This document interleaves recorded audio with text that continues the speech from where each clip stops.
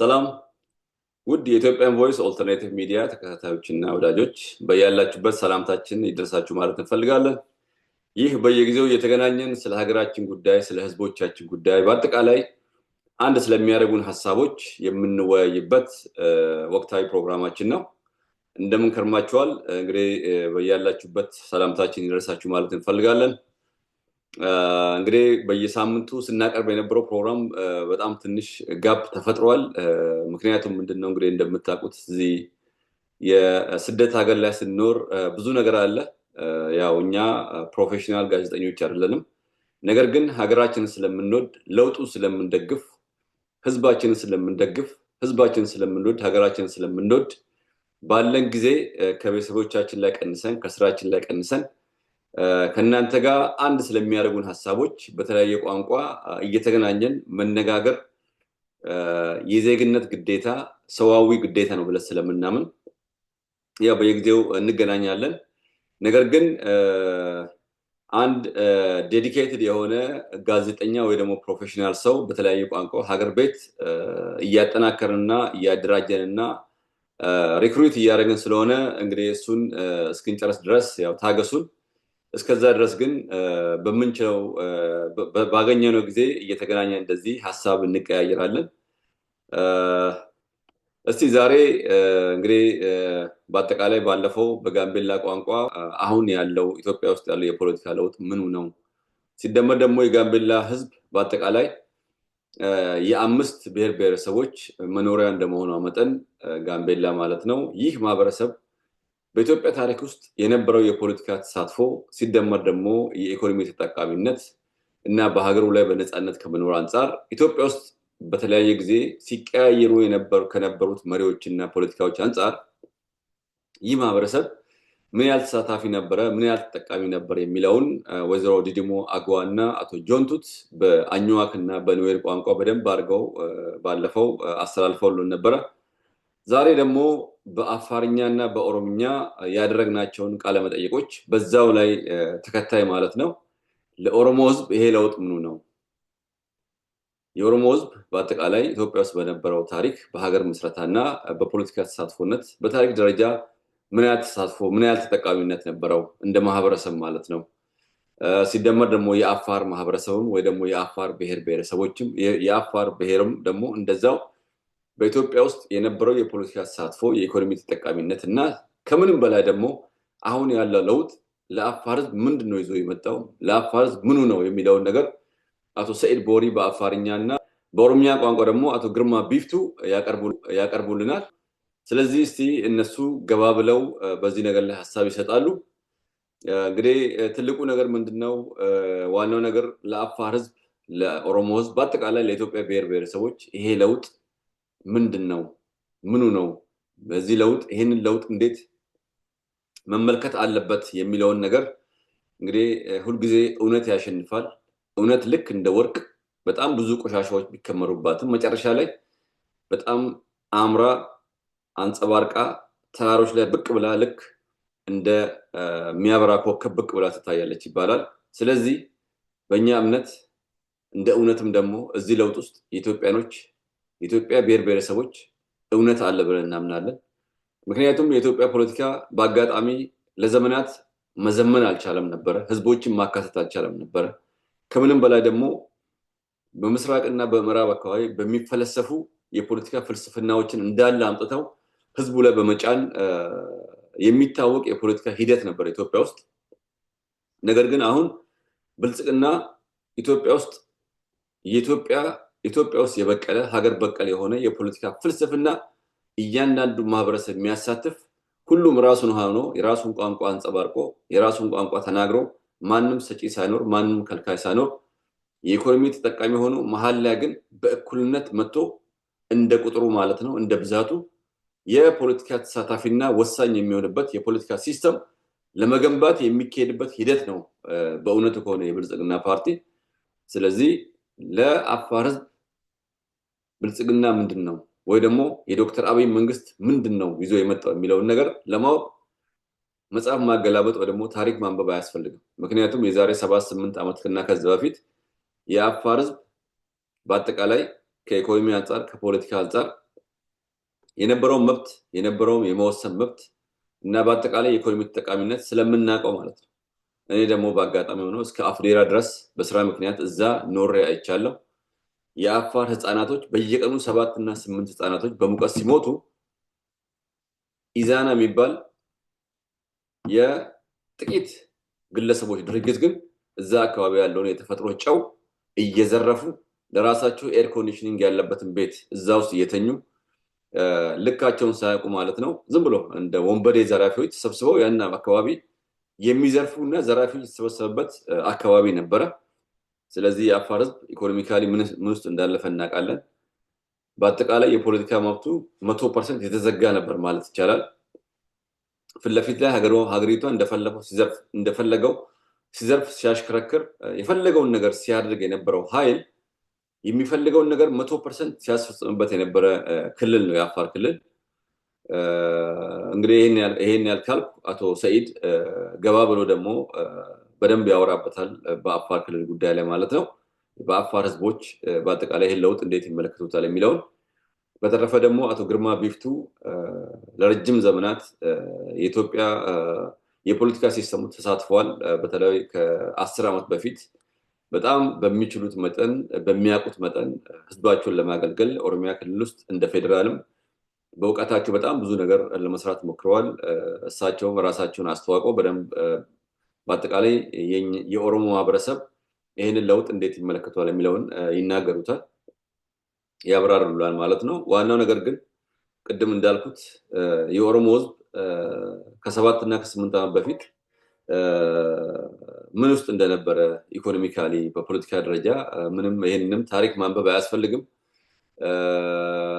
በአጠቃላይ በነበረው የፖለቲካ ፍሪክሽን እና ግብግብ በአጠቃላይ ኢትዮጵያ ውስጥ እንግዲህ በሺዎች የሚቆጠሩ ዶክተር ብርሃኑ ባለፈው ከሉዓላዊ ሚዲያ ጋር ኢንተርቪው ሲያደርግ ከ80% በላይ የፌዴራል እስር ቤቶች የኦሮምኛ ቋንቋ ተናጋሪዎች እና የኦሮሞ ማህበረሰብ እንደነበረ እና ያ ነገር በጣም አስደንግጧቸው ወደ ፖለቲካ እንዳስገባቸው በኋላና ለረጅም ጊዜ ከፖለቲካው ከወጣው በኋላ ተመልሼ የገባሁበት ጊዜ በዋናነት ታስታውስ እንደሆነ እኔና ፕሮፌሰር መስፍን ከዚህ ከአዲስ አበባ ዩኒቨርሲቲ ተማሪዎች ችግር ጋር በተያያዘ ሚያዝያ 93 ላይ ስንታሰር ከታሰርን በኋላ እስር ቤት ገብተን ያየናቸው ነገሮች ነበሩ። በተለይ ከዚህ በጣም ብዙ ኦሮሞዎች በእስር ቤት የምናያቸው የነበሩት ወደ 80% ኦሮሞዎች ናቸው። ጥበቃ ላይ ያሉት ኦልሞስት 98-99% የትግራይ ተወላጆች ናቸው። ያው እዚህ ላይ እንዳያችሁት እንግዲህ ፕሮፌሰር ብርሃኑ እንዳሉት በአጠቃላይ ለምን ወደ ኢትዮጵያ ፖለቲካ እንደገቡ ያንን ለማሳየት ነው። በአጠቃላይ እስር ቤት ውስጥ የነበሩትን ኢንጀስቲስ ምናምን እነዚህን ለመጨመር ፈልጌ ነው በመሃል። ያው ዞሮ ምንም የፖለቲካችን ውጤት ነው።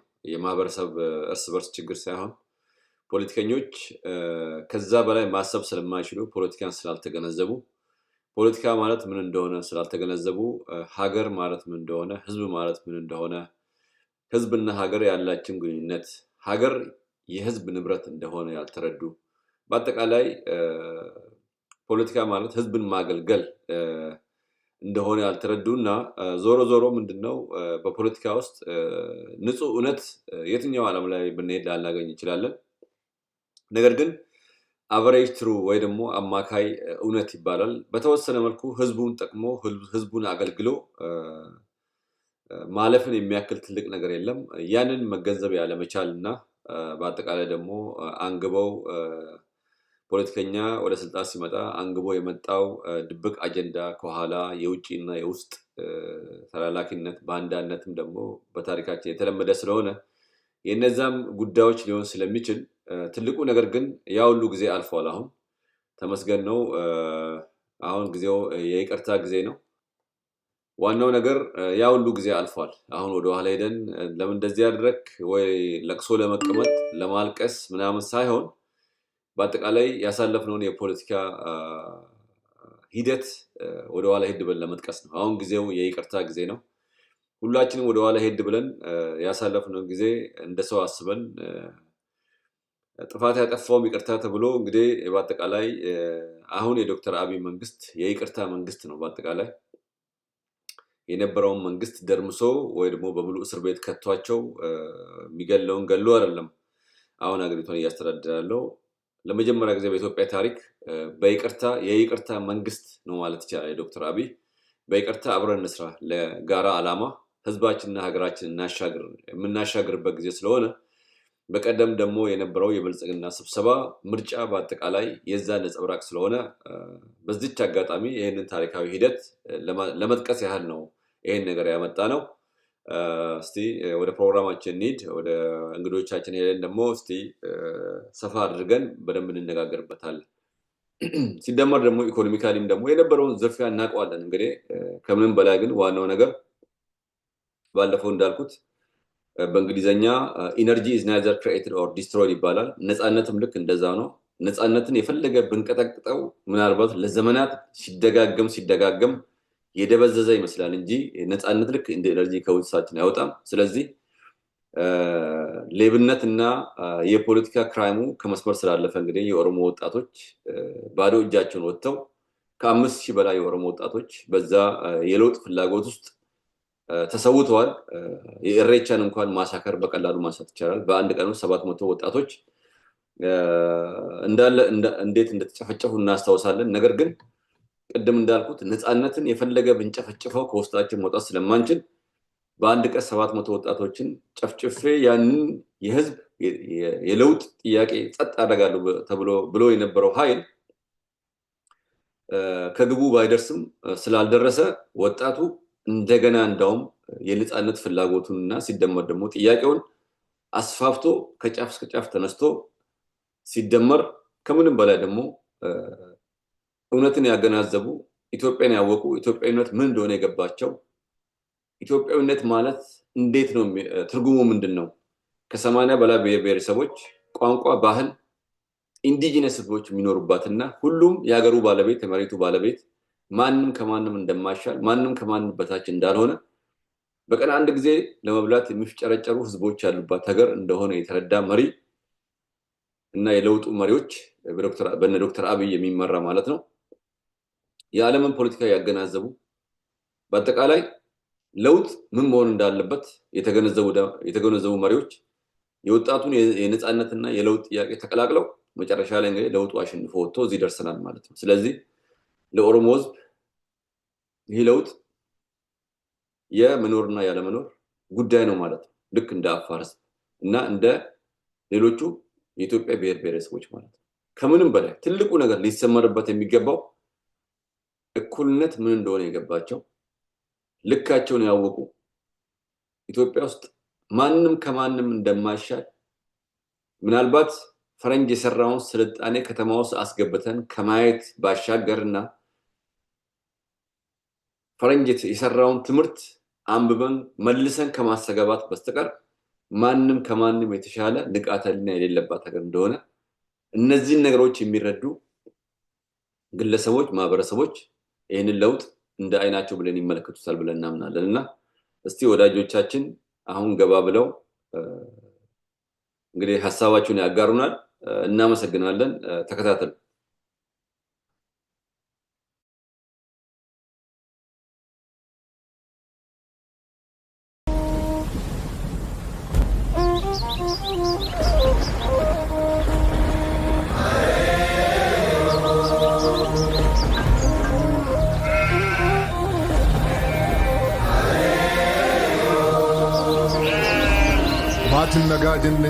waatin nagaa jenne warri nagaa jenne biyyi nagaa jenne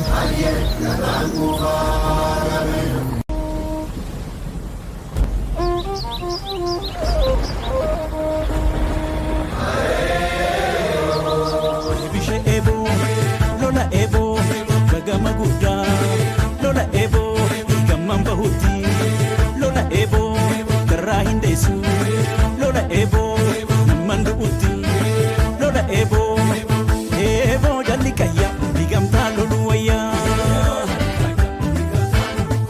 ebo jalli kayya digamta lolu waya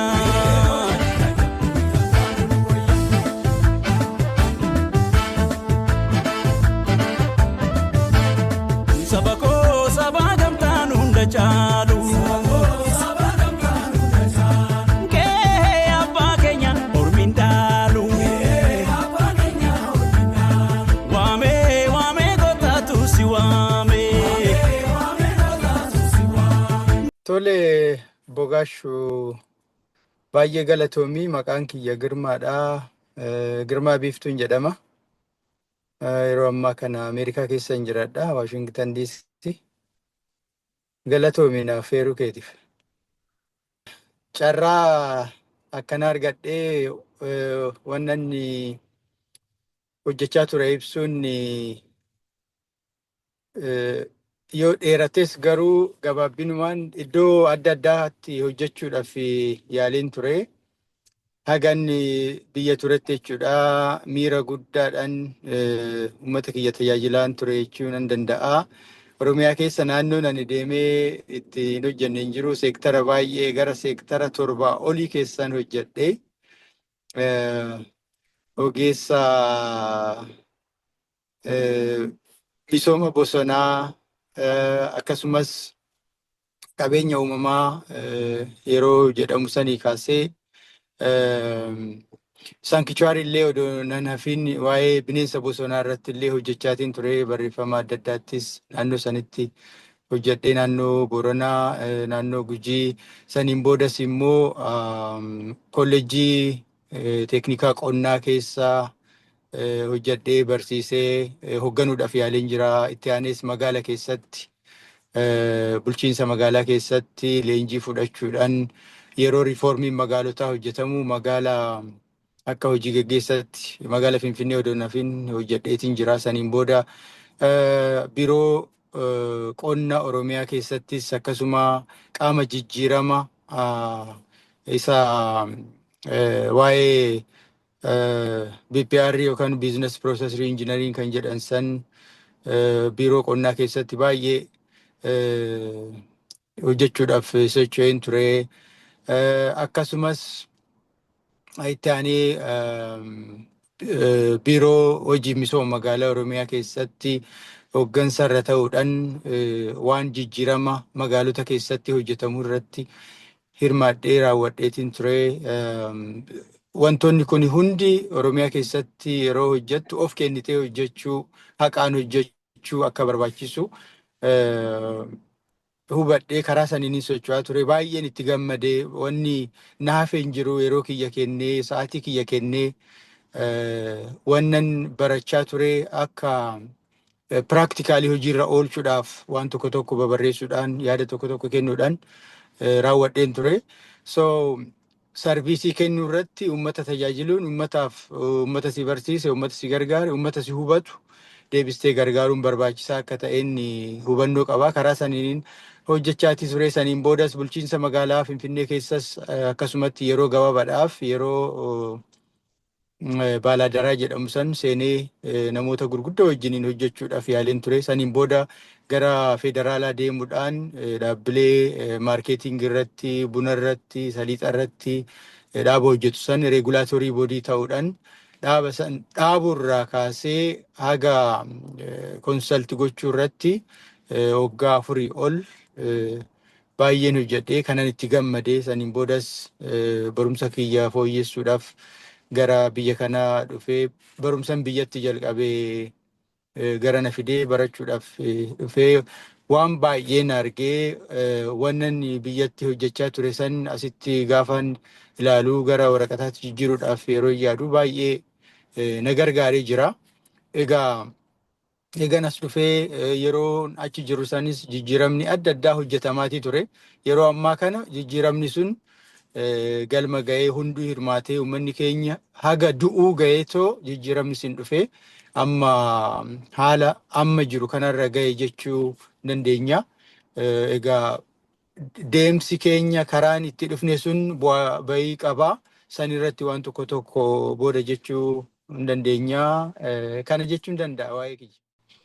Jijjiirama yeroo jedhamu jijjiiramni salphaatti hin dhufu. Kan jijjiirama jedhamu salphaatti waan dhufu waan hin taaneef kanaafuu akkuma ati kaasuudhaaf yaaltetti jijjiiramni kun akka salphaatti hin dhufne namatu itti du'e qarree fi qeerroon hedduun itti darbaniiti kan dhufe.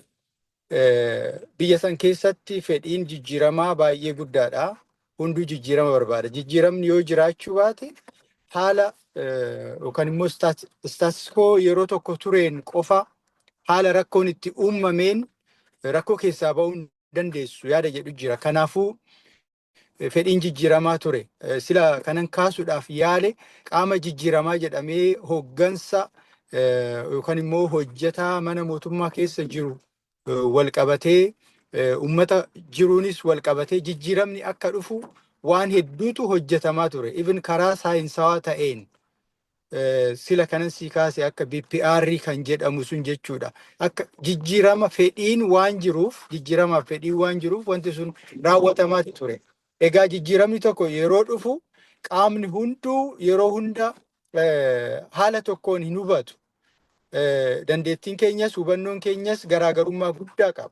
Kanaafuu jijjiiramni amma dhufe jennu kun du'aatii uummata kumaatamaan lakkaa'amuun kan dhufe waan ta'eef jijjiirama san eeguun barbaachisaadha. Eeguu jechuun maal jechuudha? Yeroo jennee ilaallu tokkoffaani hubachuudha. Jijjiiramni kun akkamitti dhufe? Eenyutu fide? Maaltu ta'e?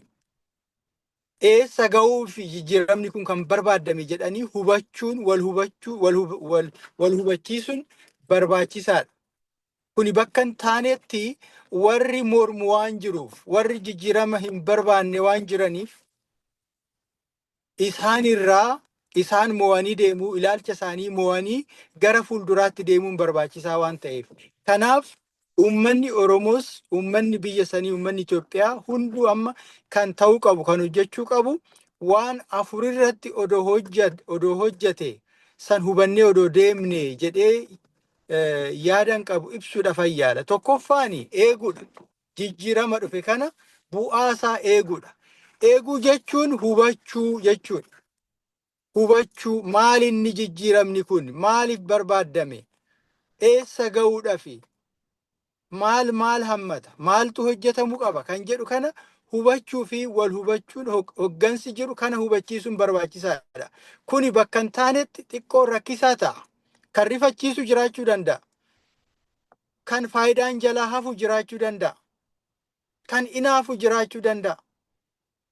Kanaafuu jijjiiramni kun sababaan inni barbaadameef kanaa fi kana ta'eetu kana ta'e dadhabbiin keessatti darbame kana jedhanii kana namni fuulduratti ilaalee jijjiirama san keessatti gahee isaa taphachuu akka danda'u, jijjiirama san keessa jiraachuu akka danda'u deemuun barbaachisaadha. Eeguu gaafa jennu namni hin hubanne sodaa adda addaa qaba.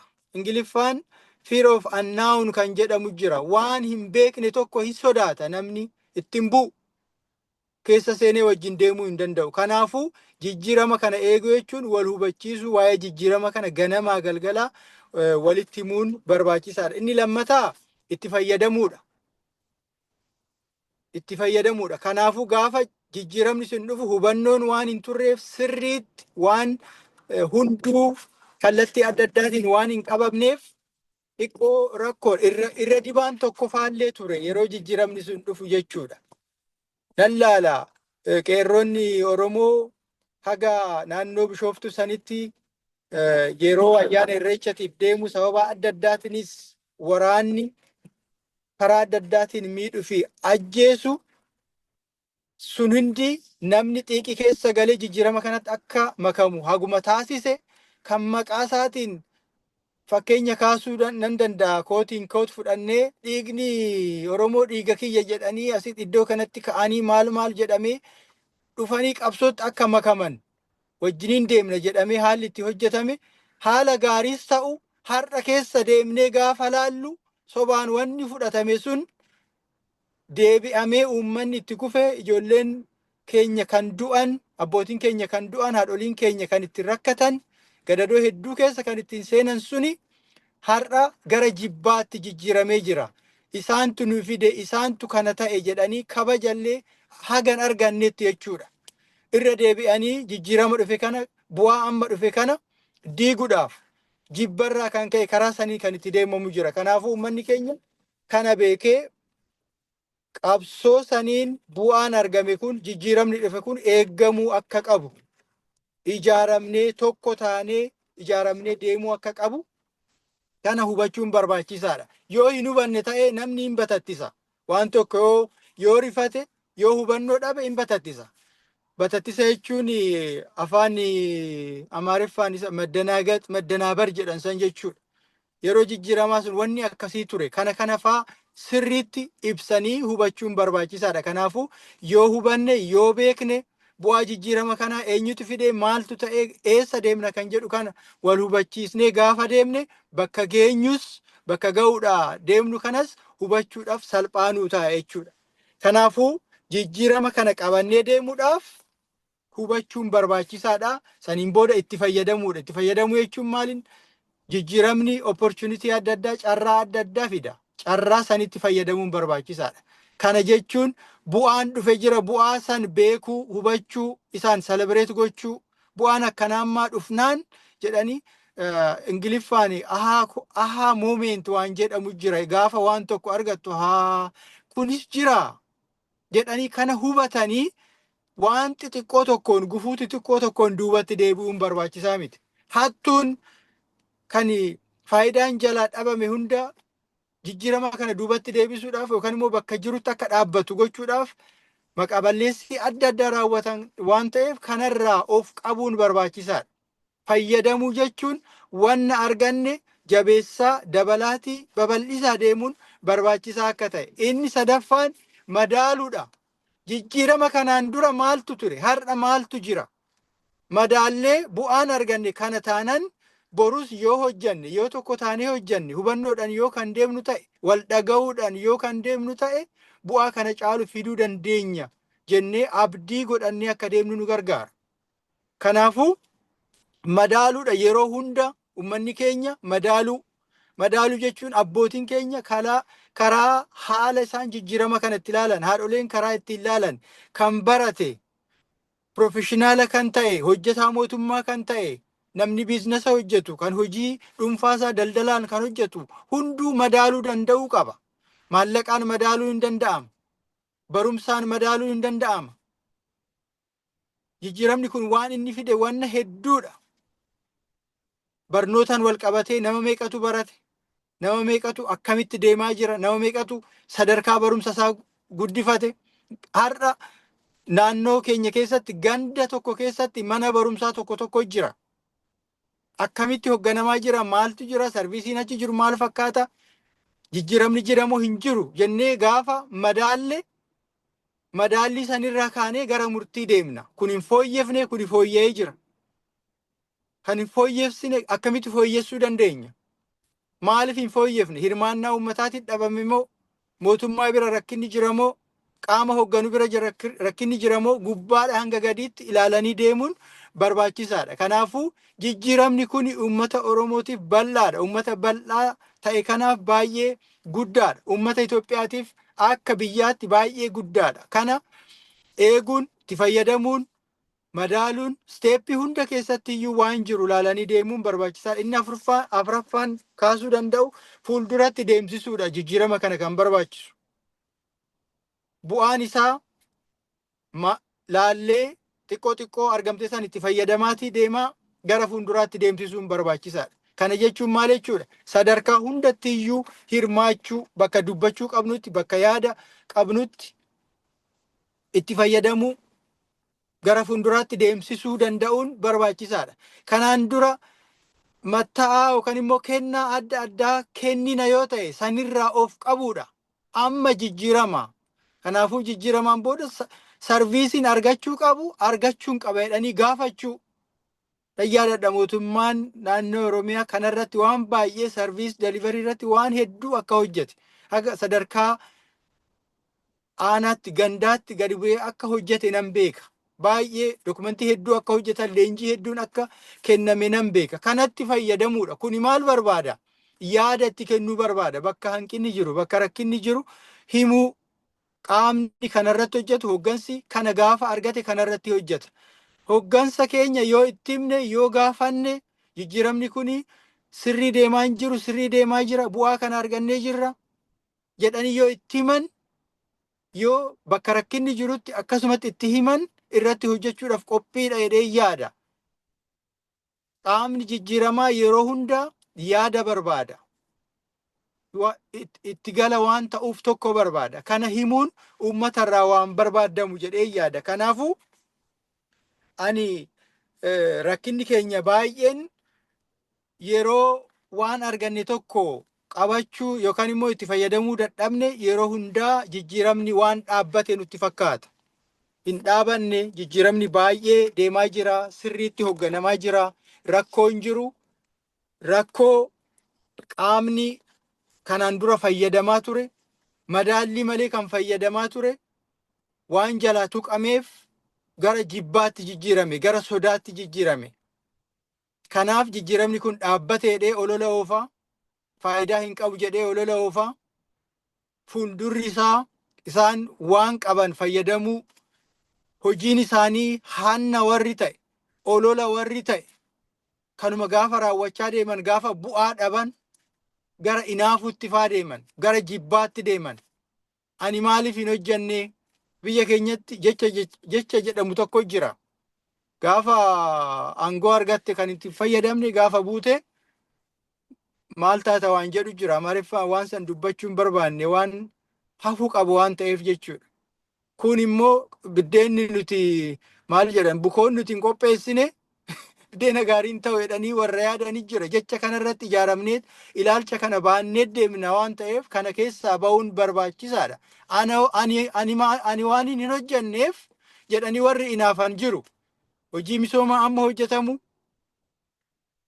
waan gaarii amma karaa muummicha ministeeraatiinis karaa bakka hundatti iddoo hundatti kan hojjetamaa jiru kan jibbamuu fi kan akka balleessatti kan fudhatamuuf sammuun isaanii yeroo hunda mormuu waan ta'eef jibba waan ta'eef ani waan hin hojjenneef ibalu maaliif hojjeta kan jedhu kanarraa waan ka'eef jibbi jiraachuu danda'a. Kun immoo yeroo hunda gara fuulduraatis jiraachuu danda'a. Kaleessas ture, har'as jiraachuu danda'a, boris ittuma fufa. Qaamni hojjetu hojjechuu. Kanaafuu uummanni keenya jijjiiramni kun isaaf waan guddaadha. Waan duubatti deebi'uu hin qabne jedhee fudhatee geggeessaa isaa bira taa'ee gorsaatii hanqina jiru itti himaatii wal ijaarramee deemuun barbaachisaadha kan jedhuun qaba. Tole, obbo Girmaa baay'ee galatoomi, baay'ee itti galateessitee nu ibsitee nu barsiiste. Baay'ee galatoomi isin jechuu barbaada. Yaada guddaa kaastee muummee ministeera keenyas yeroo baay'ee maal jedhaa jijjiirama fiduu fi jijjiirama tiksuun garaagarummaadha. Uummanni Oromoo seenaa Itoophiyaa keessatti jijjiirama fiduu, injifachuu, gootummaa waan hunda itti beeka. Garuu jijjiirama yookiin immoo injifannoo tiksuu kana gubbaarratti wanti kuni aadaa haaraa waan ta'eef of barsiisnee wal leenjisnee waan kana gubbaarratti hojjechuun nurra jira kan jedhu yaada guddaa kaaste. Kan lammataa immoo nan yaadadha. Waggaa shan immoo waggaa afur dura natti fakkaata Jimma gubbaarratti sagantaa yookiin immoo walgahii guddaa tokko gubbaarratti muummee ministeera maal jedhee xawalwaalummaan aadaa Oromooti moti. Oromoon dhugaa ta'e dhugaadha. Dhugaadha jedhee lubbuu isaanii kennaa itti wareegama. Kanaaf aadaan akkana aadaan xawalwaalummaa akka nu keessa seenne. Aadaan xawalwaalummaa kun nu keessa seenee nutis immoo sammuu keenya gara bitaaf gara mirgaa akka nu harkisnee dhugaan bakka jirtu laala bara kan jedhu waan akkasii ergaa akkasii irra deddeemee yeroo baay'ee haasa'aa ture. Waan kana kan kaaseef maalni akkuma beektu namoonni tokko tokko siyaasa Oromoo keessatti ana malee siyaasa Oromoo ana malee ana caala malee kan beeku hin jiru namoonni jedhan tokko tokko aadaa xawalwaalummaa kana jechaadha. Aadaa eenyummaa isaanii kana uummata Oromoo gubbaarratti gurguruudhaaf asii achi jechaa yeroo jiran agaraa jirra. Waan guddaa garuu akkuma beeknu aangoon mootummaa akka jira. Barcummaan mootummaa akka jira. Hojiin mootummaa akka jira. Uummannis mootummaa waliin jira. Kanaaf hooggantoonni mootummaa caasaa irraa gadiirraa jalqabee hanga olitti jechaadha. Reactive state yookiin immoo afaan Oromoodha sirriitti na ibsita. Achi keessa seenuun hin ta'in wanti guddaa wanti hundi wanta nu harka jiruu fi hojiidhaan agarsiisu. Rakkoon illee hoo jiraate tajaajila waliin wal qabate, hannummaa waliin wal qabate, malaammaltummaa waliin wal qabate naannoon Oromiyaa uummanni Oromoo uummata nama ofitti hammatu jechuun uummata hannaa fi malaammaltummaa jibbu jechaadha. aadaa dhugaa kana uummata Oromoo keessatti, caasaa Oromoo keessatti, mootummaa naannoo Oromiyaa keessatti waan san babal'isanii uummanni Oromoo dhugumaan uummata nama ofitti hammatu, uummata hannaa fi malaammaltummaa jibbu kan jedhu akka sabaaf salmoonis abdii guddaa akka nurratti gatan waan kana gubbaarratti xiyyeeffatanii hojjechuudhaaf malee xawalwaalleen tokko akkanumaan daldalaan siyaasa uummata Oromoo yeroo hunda nyaachisee dhabamsiisee siyaasa namoonni daldaluu baranii waan akkasii waanuma haasa'aniif reaaktiif ta'u deebitti kennuun yeroo isaatii mute dheetana yaada. Akkuma beektu amma filannoon dhufaa jira. Diinni akka guddaatti keessa alaan mootummaa keessa hunda jechaadha qarshii raabsanii uummanni akka mootummaa jibbu waan akkasii hojjechaa waan jiraniif hanga filannootti mootummaa waan guddaa of qulqulleessuu, hojii hojjechuu, uummata tajaajilu, isaaf of qopheessuu isarra jira dheetana yaada. Mee kanarratti yaadatti dabalitoo akkuma yeroo duraa waada gallee sagantaan kun itti fufaa. Waan uummata keenya fayyadu, waan tokkummaa keenya fayyadu, injifannoo wareegama guddaan arganne kana tiksinee karaa dheeraa akka itti deemnu waan irraa barannu irra deddeebinee torbaniin sagantaa isinii dhiyeessina. Garuu kuni kan isa duraa waan ta'eef mee gabaabsinee harragaa girmaamee itti gadisanii ta'u waan kanarratti sirriitti yaadatti kenni ta'u sagantaa keenya xumurra jechaadha. Galatoom. Tole haa ta'u akkuma sila kaasuudhaaf yaaletti egaa yeroo jijjiiramni dhufu waan haaraa waan ta'eef kan humna itti uumu jira. Humna argatta yeroo tokko jijjiirama keessaa jechuudha. Aktivitii tokkorraa humna kan arga. Garuu humna san kan itti fayyadamuu danda'u kan hubateedha. Egaa biyyattiin sun rakkoo waggaa dhibbaan lakkaa'amu keessa kan turteedha. Yeroo tokkoon jijjiiruun hin danda'amu. Sanaafuu san jijjiiruudhaaf akkuma jechuudhaaf yaalletti hubannoon barbaachisaadha. Namni karaa itti hubatu karaa adda addaa qaba. Kun faayidaadhaaf hubata ta'a. Kun uummataaf hubata. Kun biyyaaf hubata. Kun waan salphaa tokkoof, kun waan guddaadhaaf hubata. Kanaafuu akka irra caalatti yeroo jalqaba jijjiiramni dhufu san yaalletti uummanni biyya sanii hunda ka'eetoo fudhatee jijjiirama kana deeggaree karaa wajjiniin jalqabee jira. Karaa gaafa jalqabu egaa namni konkolaataa gaafa bobaa tokko guuttatte kan liitira 30 guuttatee fi kan 50 guuttate qixxeen deemu mitire hagatti hubatte sanitti haga jijjiirama sanitti fudhattetti deemuu dandeessa. Kanaafuu wanti ta'e maali tokko taanee haa deemnu haa ida'amnu kan jedhu sanirraa isa mormuurraafaa kan ka'e jira.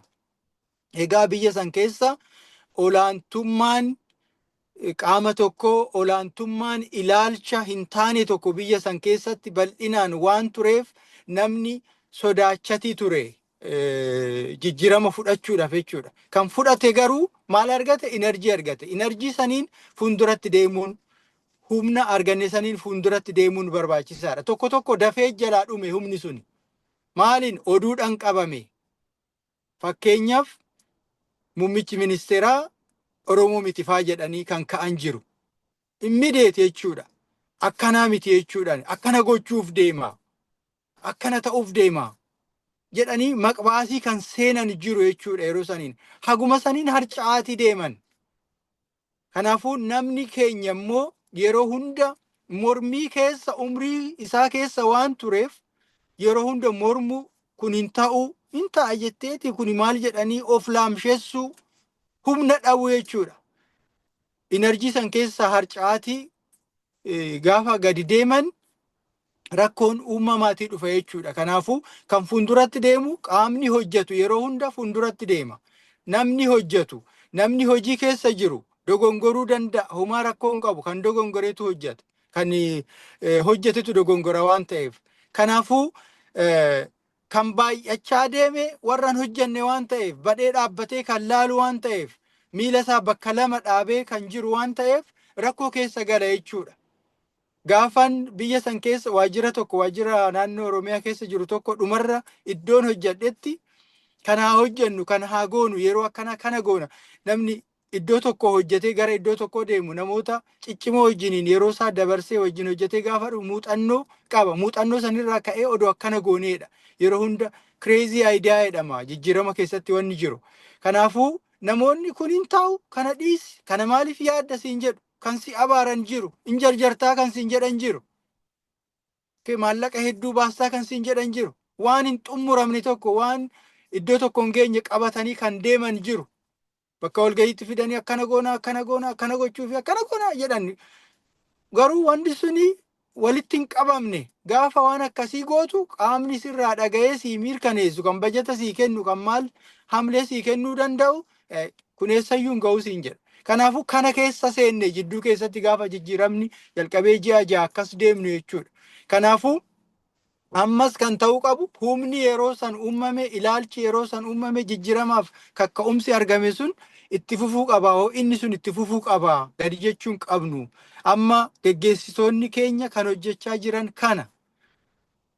Uummanni keenya rakkoo keessa ture san keessaa ba'uu kan danda'u haala jijjiiramni jalqabe kanaan deeggaree ijaaramee yoo deeme bu'aa argata malee har'a bakka geenye kanarraa namoonni xawalwaalleen kan yeroo tokko tokko goolii hin qabne, sagantaa hin qabne, ejjennoo kan hin qabne. Gaaf tokko har'a kana godhuu akkuma biyya keenyatti karaan enerjii ittiin argattu yookaan immoo wuswaasni yoonni jedhan tokko jira. Kun jimaa qama'eet, kun dhugaatii dhugeet, mana dhugaatii taa'ee kan pilaanii baasu jira. Bakka hin taane, iddoo hin taane dhaabbatee namoota hin taane, namoota uummata kanaaf hin yaadne, namoonni faayidaan isaanii jalaa bade ilaalcha isaan yaada isaan fidan irratti hundaa'ee all of the sudden ka'eetoo waan hin taane kan raawwatu jira. Kaayyoon isaa garuu galma hin qabu. Bakka ga'uu hin qabu. Uummata irratti jibbiinsa, uummata irratti diina fiduu jechuudha yeroo tokko tokko irratti. Geggeessaa irratti quba qabu. Ani maalan hojjedheen hin jiru. Maalan hojjechuu qaba tureen hin jiru. Geggeessaa irratti quba qabu. Hoggansi yookaan immoo geggeessummaan yeroo hunda kan hojjetamu waliin ta'aniiti. Waliin ta'anii yaada walii burqisiisaniiti. Namoota yaada adda addaa, namoota dandeettii adda addaa, namoota barumsa adda addaa, namoota muuxannoo adda addaa, muuxannoo biyya keessaa biyya alaa, disipiliinii adda addaa kan qabantu walitti dhufee geggeessa. Akkasitti hoggansi kan geggeeffamu. Kanaafuu hoggansa irratti quba qabuun rakkoodha. Hoggansi waliin ta'ee gaafa deemu yaada walitti gumaachee, humna walitti gumaacheeti kan deemu. Muuxannoo walitti qabeeti kan deemamu, biyyi kan hogganamu, naannoon kan hogganamu, seektarri kan hogganamu. Kanaaf akkasitti ijaaramee kan deemu, akkasitti hubachuun barbaachisaadha. Uummata keenya, uummata isa hojjetu san akkasitti hojjechuun barbaachisaadha. Bu'aan har'a argame jennu kuni kan nama tokkoo qofaa miti. Yoo dogongorris dhufe nama tokkoo miti kan balleessu. Yoo balleeffames waliin balleeffama. Yoo gorfames waliin gorfamee deemsi deemama. Kanaafuu namoonni jidduudhaan ka'anii faayidaa dhuunfaa isaaniitiif har'a jijjiiramni kun badee jira, kufee jira, dhaabbatee jira jedhan faayidaan dhuunfaa isaanii yoo guutuu fi dhabe malee jijjiiramni wanti biyya san keessatti hojjetamaa jiru sirriidha jedhee fudhachuu nan danda'a. Hanqinni hin jiru miti. Rakkoon hin jiru miti. Jira. Isas garuu wal hubatanii yoo sirreessaa deemanidha. Hanqinni sun kan dhufe warra faayidaan jalaa tuqametu sirriitti hojjechaa jira waan ta'eef. Warri faayidaan jalaa tuqame sun immoo namoota laagaarda ta'an, namoota yaada salphaadhaan duubatti deebi'uu danda'anitti fayyadamanii maallaqa hataniin, qabeenya hataniin namoota goomsatii duubatti deebisaatii jiru. Propagaandaa sobaa hojjechaatii jiru. Kanaafuu qaamni hojjechaa jiru sirrii akka ta'e beekee nam beekaa of ilaalaa of qorataa wanna sirreeffamuu qabu sirreessaa sirriitti karaa alaatiinis haa ta'u biyya keessatti kan hojjetamaa jiruun namoonni dadhabboon maqaan taane taa kennan malee hojiin hojjetamu kan uummanni irraa jaalatu gaariidha jedheen fudhadha. Haa ta'u malee mootummaanis akka mootummaatti warri hojjetes sababaa sila kaasaa turreen wanti propagaandaa sirriitti waan hin hojjetamneef mootummaan waan akka hin hojjanneetti warri kaasan jiru. Hojiin hojjetamu garuu kan uummata fayyadu, kan uummanni hirmaatu jedheen fudhachuu nan danda'a yeroo hunda. Kanaafuu wanta sirreeffamuu qabu, wanta uummata dhaggeeffachuu qabu, dhaggeeffatee wanta karaa siyaasatiin hojjetamuu qabu, karaa uummata qabsiisuudhaan qabatamuu qabu hojjechaatii yoo deeme kallattii sirriirra jira. Uummanni keenya kana gargaaruu bira dhaabbachuu, hojiin amma jalqabe, misoomni amma jalqabe kan itti fufuu akka danda'u, filannoo dhufurrattis haa ta'u warri har'a olii gadi fiiguudhaaf jalqabbii keessa jiran hin gallaa hin baanaa kan jedhan hundi filannoo saniif tattaafachaa. Uummanni yoo waan tokko hojjatte malee, bu'aa yoo buusteef malee har'a bu'aa argaa waan jiruuf si hin fudhatu jechuun barbaadaan. Bu'aa buusuu qabda. Oduudhaan qofa umrii kee yoo lakkaa'aa deemte gatii hin qabu. Yeroon kan jijjiiramaati, yeroon kan teknooloojiiti, waan hedduu arguutti jira. Wanti ifatti hin baane hedduu jira. Amma muummichi ministeeraas haa ta'u bakka hundatti kan nutti argisiisaa jiran. Odoo waraanni jiru, odoo rakkinni jiru waan meeqa hojjetanii kan uummata gammachiisu, kan uummata boru dhaloota dhufuuf faayidaa kan ta'u hojjetanii eebbisiisatii jiru, hojjechaatii jiru. Salphaa miti wanti jalqabame. Kanaafuu ani warri lafumaa ka'ee boru akkana taanaa, boru akkana gochuu dandeenya jedhee oduudhaan uummata nyaachisuu kan barbaachisu ani faayidaa waan qabu natti hin fakkaatu. Akka kaleessaa san har'a ka'ee ati aangoo argachuudhaaf, aangoo sii kennuudhaaf yookaan immoo aangoorra si tursuudhaaf kan du'u waan jiru natti hin fakkaatu. Ilaalchi akkasii darbee jira. Kanaafuu amma kan baasu, kan faayidaaf nuuf qabu, uummanni keenya ijaarramee carraa jiru kanatti fayyadamee akka hojjetu taasisuu qofa. Wanta jijjiiramuu qabu jijjiiruu, wanta hedduudha kan jijjiiramne. Ilaalchi dadhabaan, duubatti hafaan karaa hundaanuu kan biyya san duubatti harkisu, afaaniin haa ta'u, amantaadhaan haa ta'u, kan duubatti harkisu. Biyyattii san ilaalchi duubatti hafummaan biyyattii san duubatti harkise, uummanni sun akka hin guddanne, biyyattiin sun akka hin babal'anne kan godhe hedduu jira. Inni baay'een kan jijjiiramu jira. Karaa aadaatiinis haa ta'u, afaaniinis haa ta'u, karaa hedduudhaan jechuudha. Fakkeessanii deemuun eessaniiyyuu nama hin ga'u. Amma eenyu maaliif akka deemu uummanni hubatee jira. Maaliif du'uu akka qabu uummanni hubateeti jira. Kanaafuu hubannoo kanarraa ka'anii deemuun barbaada. Har'a abshaalummaan gatii hin qabu. Hojiitu nama baasa. Istiraateejiitu nama baasa. Uummata akkasitti ijaaranii gorsanii qabatanii deemuun, yaada uummanni jedhu fudhatanii wajjiniin tarkaanfachiisuun barbaachisaa akka ta'e qaamni amma jiru, mootummaan amma jiru baree natti fakkaata. Kanaafuu karaa saniin deemuun barbaachisaadha jedheen yaada. Galatoom.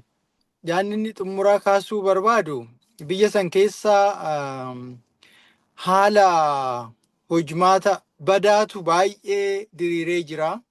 Sammuu namaa keessa jechuudha. Bakki itti seennee jijjiiruu qabnu sanii natti fakkaata. Namni hunduu haga umrii qabutti hojjechuun barbaachisaadha. Darbuun keenya hin hafu waan ta'eef. Jijjiiramnis jiraatee jiraachuu baates ofumaa keenya hojjannee darbuun barbaachisaadha. Bu'aa tokko buusnee darbuun barbaachisaadha. Kallattii saniin yoo kan sochoonu ta'e ofis gargaaruu dandeenya, biyya keenyas uummata keenyas gargaaruu dandeenya. Yoon taane callisuu, yoo hojjattee bu'aa buusuu dadhabde callisuun barbaachisaadha. Demokraasiidhaan maaliidhaan nan dubbadhaa, dubbachuu hin danda'ama, maa rakkoo hin qabu. Garuu uummata bakka buutee uummanni kun akkana taa'ettee maqaa uummataatiin daldaluun, uummata burjaajessuun barbaachisaa miti. Yeroon isaa itti darbee jira. Yeroon kan hojiiti. Haa hojjennu, xinnaattus bu'aa buusuudhaaf kaayyeeffannee haa deemnu jechuun barbaada. Inni kan biraa rakkoon biyya san keessa jiru hojmaatuma badaa kana jijjiiruu irratti muummichi ministeeraatis kan nama yookaan immoo diinni itti ba'uu kan danda'e kanaaf hojmaata san jijjiiruudha. Hojmaata hedduutu biyya sanitti jijjiiramuu qaba. Hojmaata hedduu ilaalchi hojiidhaaf qabu, ilaalchi qaxaramanii mana mootummaa taa'anii haalli ittiin hojjetan baay'ee duubatti hafaadha. Baay'ee duubatti hafa. Har'a yeroon yeroo teknooloojiiti. Wanti hedduun jijjiiramee jira. Addunyaan jijjiiramee jira. Sakandii keessatti jijjiirama haalli addunyaan keessa jiru. Kana wajjiniin deemuudhaaf qophii ta'uun barbaachisaadha. Hunduu of gargaaruudhaaf jechuudha. Ofiisaatiif sirriitti socho'ee yoo kan deemu ta'e gaafa of gargaare uummata isaa gargaara. Uummanni isaa gaafa gargaarame biyyi isaa gargaarama. Biyyi fuulduratti deemuu hin danda'a jechuudha. Kanaafuu wanti guddaan kanatti fayyadamnee nageenya irratti hojjechuun, nageenya dhuunfaa keenyaa, nageenya naannoo keenyaa eeguun barbaachisaadha. Wal ajjeesuun warra akka wal ajjeesnu jedhee waan xixiqqaa tokko nutti kennuuf, olola hin taane nutti kennuuf bitamuu hin qabnu. Qeerroon keenya hojiidhaaf, qarreen keenya hojiidhaaf, uummanni hundinuu hojiidhaaf of qopheessuu, kallattii mootummaan jedhuun, karaa mootummaan jedhuun wanta faayidaa qabu malee wanta uummata balleessu mootummaan karoorfatu hin jiru waan ta'eef karaa saniin mootummaa hordofanii rakkina jiru itti himaatii waliin hiikaatii deemuun barbaachisaadha. Paartisipeet gochuun wanta hundarrattiyyuu bakka hundattiyyuu kun nan galchu kan jedhamu hin jiru biyya keenya keessatti jechuudha. Kanaafuu uummanni keenya jabaatee wanti hunduu isa galchaa. Yeroon kan nama hundaati, kan nama qaama tokko qofaa miti. Kanaafuu hundi keenya hojjechuun barbaachisaadha. Addunyaan baay'ee jijjiiramaa jirti. Guyyaa guyyaadhaan sakandiidhaan jijjiiramaa jirti. Kana keessa seennee taphachuu, wal hubachuu, wal dhaggeeffannee deemuun barbaachisaadhaan jedha. Galatoomi Gaashu. Tole, obbo Girmaa baay'ee galatoomi. Hordoftoota keenya baay'ee galatooma sagantaa itti aanutti waan biraa qabnee dhufnee si waliin mari'anna. Baay'ee galatooma guyyaa gaarii.